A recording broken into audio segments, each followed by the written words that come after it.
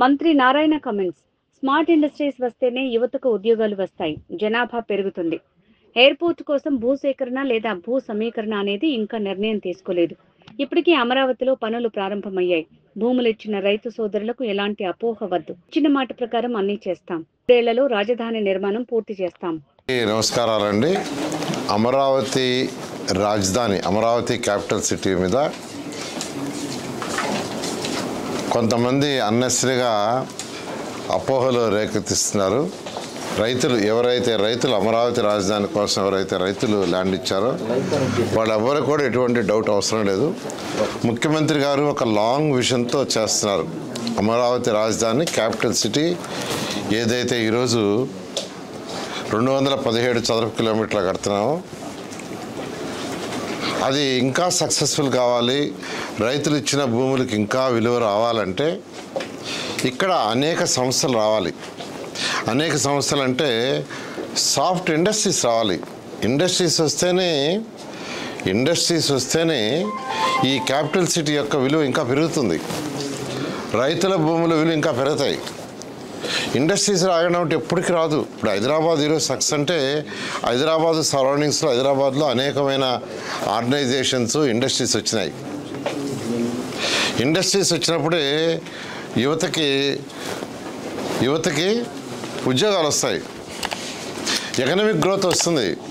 అందుకనే ముఖ్యమంత్రి గారు లాంగ్ విజన్తో ఆలోచించి ఈ క్యాపిటల్ సిటీ ప్రపంచంలో టాప్ 10 సిటీలో ఒకటి కావాలి. ఇక్కడ ఏ రైతులైతే ఈ భూములు ఇచ్చారో వాళ్ళు ఇంకా విలువ పెరగాలంటే ఇక్కడ అనేక ఆర్గనైజేషన్స్ రావాలంటే సాఫ్ట్ ఇండస్ట్రీస్ రావాలి. సాఫ్ట్ ఇండస్ట్రీస్ రావాలంటే దానికి కొంత ల్యాండ్ కావాలి. అదేవిధంగా ఇంటర్నేషనల్ లెవెల్లో ఒక స్పోర్ట్స్ సిటీ కట్టాలి. ఒలింపిక్ గేమ్స్ చేసే విధంగా మనం ఒక స్పోర్ట్స్ సిటీ కట్టాలి. దానికి కొంత ల్యాండ్ కావాలి. అదేవిధంగా ఎయిర్పోర్ట్, ఇంటర్నేషనల్ ఎయిర్పోర్ట్ ఉండాలి.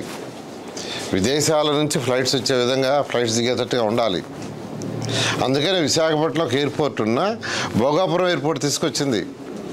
ఈరోజు హైదరాబాద్ తీసుకోండి, ఆ రోజు ఎయిర్పోర్ట్ కడుతుంటే అందరూ అబ్జెక్షన్ పెట్టారు. కానీ ఈరోజు అది one of the best airport. దానివల్ల వేల మందికి ఉద్యోగాలు వస్తున్నాయి. విదేశాల నుంచి ఎంతోమంది వస్తున్నారు. హైదరాబాద్ ఈరోజు ఇండస్ట్రీస్ పెడుతున్నారు. అలా విదేశాల నుంచి వచ్చి ఇక్కడ అమరావతి క్యాపిటల్ సిటీలో కానీ సరౌండింగ్స్లో కానీ ఇండస్ట్రీస్ పెట్టాలంటే ఫ్లైట్ కన్వీనియంట్ ఉండాలి. ఫ్లైట్ కన్వీనియంట్ లేకుండా ఏ విదేశాల నుంచి ఎవరు రారు. అందువల్ల ఇవన్నీ దృష్టిలో పెట్టుకొని ముఖ్యమంత్రి గారు ఒక లాంగ్ విజన్తో ఏ రైతులైతే అమరావతి క్యాపిటల్ సిటీకి ల్యాండ్ ఇచ్చారో వాళ్ళ భూముల విలువ కూడా పెరగాలి. ఇది ఒక మెగా సిటీ కావాలి. అమరావతి, విజయవాడ, మంగళగిరి, తాడేపల్లి, గుంటూరు ఒక మెగా సిటీ కావాలి. 1 కోటి మంది పాపులేషన్కి ఉండాలనే దృష్టిలో పెట్టుకుని యాక్చువల్గా ముఖ్యమంత్రి గారు ఒక విజన్ ఇచ్చారు. ఆ విజన్ ద్వారానే యాక్చువల్గా అడిషనల్ ల్యాండ్ పుల్లింగ్గా ల్యాండ్ అక్విజిషన్ అనేది ఇంకా ఆలోచిస్తున్నాం.